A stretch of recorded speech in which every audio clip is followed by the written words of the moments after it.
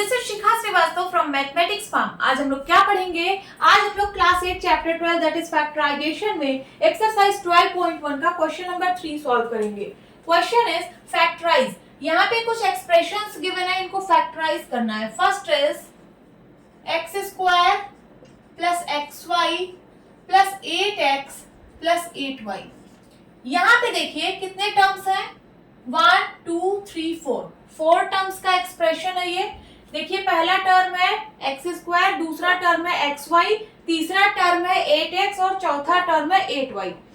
यहाँ पे देखिए सारे टर्म्स का कोई कॉमन फैक्टर नहीं है, तो हम क्या करेंगे, हम दो दो टर्म्स को लेंगे और उसमें कॉमन फैक्टर फाइंड करेंगे। ठीक है, सपोज मैंने ये दो टर्म को साथ में लिया तो इसमें कॉमन फैक्टर क्या है, इसमें है x। अंदर क्या बचेगा, x प्लस y बचेगा कि नहीं।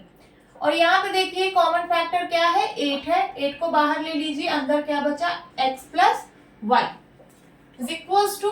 अब देखिए ये एक टर्म है और ये दूसरा टर्म है, इन दोनों टर्म में भी कुछ कॉमन है। क्या कॉमन है, x plus y. X plus y यहाँ पे है और x प्लस वाई यहाँ पे भी है, तो मैं x प्लस वाई को कॉमन ले रही हूँ। x प्लस वाई को मैंने कॉमन ले लिया, अंदर क्या बचेगा, यहाँ बचेगा x और यहाँ बचेगा प्लस का 8। This is the answer.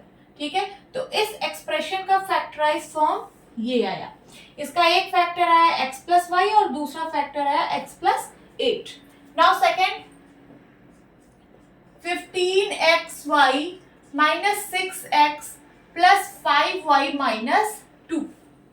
अब देखिए मैं इन दोनों टर्म्स को एक साथ ले रही हूं। आप अपने अकॉर्डिंग टर्म्स को इधर उधर कर सकते हो, इसी को बोलते हैं रीग्रुपिंग। ठीक है, तो 15xy प्लस 5y इसको मैंने साथ में लिखा, माइनस 6x माइनस 2 ये मैंने साथ में लिखा। अब देखिए इसमें क्या कॉमन है, तो 15 को मैं लिख सकती हूँ 5 इंटू 3 लिख सकती हूँ कि नहीं, इसको मैंने ब्रेक कर दिया, इंटू एक्स इंटू वाई और प्लस 5 इंटू वाई, मैं सबको ब्रेक करके लिख रही हूँ। माइनस 6 को मैं लिख सकती हूँ 2 इंटू 3 इंटू एक्स और माइनस 2 को मैं लिख सकती हूँ 2 इंटू 1 लिख सकती हूँ ना। अब देखिए यहाँ पे क्या कॉमन है, 5 है दोनों में और दोनों में है y।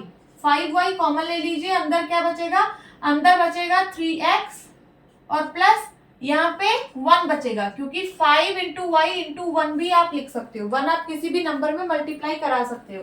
तो 5 इंटू वाई इंटू 1, तो अंदर क्या बचा 1, माइनस माइनस मैंने कॉमन ले लिया और क्या कॉमन है दोनों में, 2। यहाँ बचेगा 3x और यहाँ हो जाएगा प्लस, क्योंकि माइनस मैंने कॉमन ले रखा है, यहाँ हो जाएगा प्लस और यहाँ क्या बचेगा 1। अब देखिए इन दोनों टर्म्स में 3x प्लस 1 कॉमन है, दोनों में 3x प्लस 1 आ रहा है ना, तो 3x प्लस 1 को आप कॉमन ले लीजिए, अंदर क्या बचेगा 5y minus 2।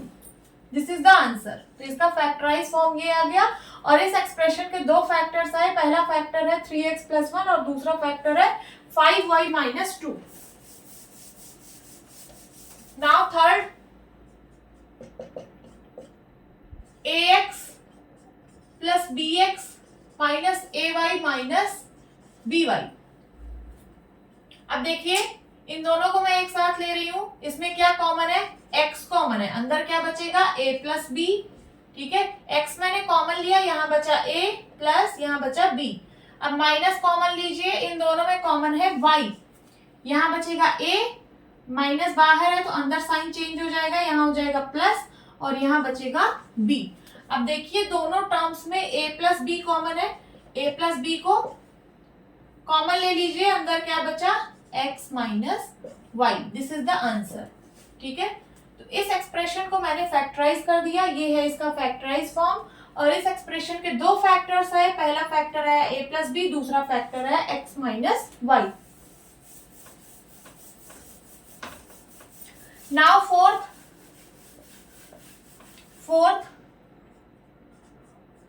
15pq plus 15 plus 9q plus 25p।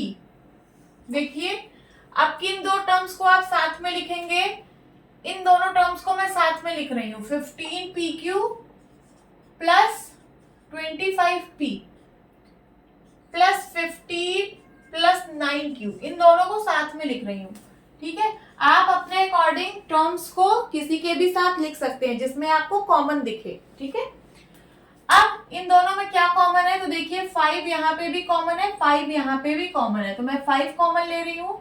और क्या कॉमन है, p यहाँ पे भी है, p यहाँ पे भी है, p मैंने कॉमन लिया। यहाँ बचा 3, क्योंकि 5 3 15 होता है, ठीक है। 15 को मैं लिख सकती हूँ 5 into 3, तो 5 मैंने कॉमन लिया, अंदर क्या बचा 3 और क्या बचा q प्लस 25 को मैं लिख सकती हूँ 5 into 5, 5 मैंने कॉमन लिया है, अंदर क्या बचेगा 5 और p कॉमन ही है प्लस। अब देखिए 15 को मैं लिख सकती हूँ 3 into 5 और 9 को मैं लिख सकती हूँ 3 into 3, तो कॉमन क्या है दोनों में, 3 कॉमन है, अंदर क्या बचेगा 5 प्लस 3q, ओके। अब देखिए इन दोनों टर्म्स में 5 प्लस 3q 5 प्लस 3q दोनों में आ रहा है, तो मैं इसको कॉमन ले रही हूँ 5 प्लस 3q, अंदर क्या बचेगा 5p plus 3, this is the answer. इस एक्सप्रेशन का फैक्टराइज फॉर्म आ गया ये, और इसके दो फैक्टर्स आए, पहला फैक्टर आया 5 प्लस 3q और दूसरा फैक्टर आया 5p प्लस 3, ठीक है। ये फोर्थ का आंसर है। अब fifth, z minus 7 plus 7xy minus xyz। चलिए रीग्रुपिंग करते हैं, कौन सा टर्म किसके साथ लिखेंगे। मैं इस वाले टर्म को इसके साथ लिख रही हूँ z माइनस xyz, ठीक है, और इन दोनों को मैं एक साथ लिख रही हूँ माइनस 7 प्लस 7xy। अब देखिए इन दोनों टर्म्स में z कॉमन है, z कॉमन ले लीजिए, यहाँ बचा 1 और माइनस xy, समझ में आ रही है बात, और यहाँ माइनस 7 कॉमन ले लीजिए, देखिए दोनों में 7 है ना, 7 कॉमन लिया, यहाँ बचा 1 और अंदर साइन चेंज हो जाएगा, क्योंकि बाहर माइनस है तो अंदर साइन चेंज हो जाएगा, ये हो जाएगा माइनस और xy, ठीक है। अब देखिए दोनों टर्म्स में 1 माइनस xy कॉमन है, तो 1 माइनस xy कॉमन ले लीजिए, बचेगा क्या दूसरे ब्रैकेट में z minus 7, this is the answer, ठीक है। तो इस एक्सप्रेशन का फैक्टराइज फॉर्म आ गया ये, और इसके दो फैक्टर्स हैं, कौन कौन से, 1 minus xy and z minus 7। समझ आया। तो रीग्रुपिंग आप अपने दिमाग से करेंगे, आप उन दो टर्म्स को एक साथ लिखना जिसमें आप कुछ कॉमन निकाल सको, और उन दो टर्म्स को एक साथ लिखना जिसमें आप कुछ कॉमन निकाल सको, ठीक है। फिर आप देखेंगे कि जो ब्रैकेट में वैल्यू आएगी वो दोनों सेम आएगी, ठीक है। फिर यहाँ से ये कॉमन ले लेंगे और जो बचेगा उसको लिख देंगे, ओके। होप स्टूडेंट्स आपकी क्लास अच्छी लगी होगी, मिलती हूँ अपनी नेक्स्ट वीडियो में, तब तक के लिए बाय बाय, टेक केयर।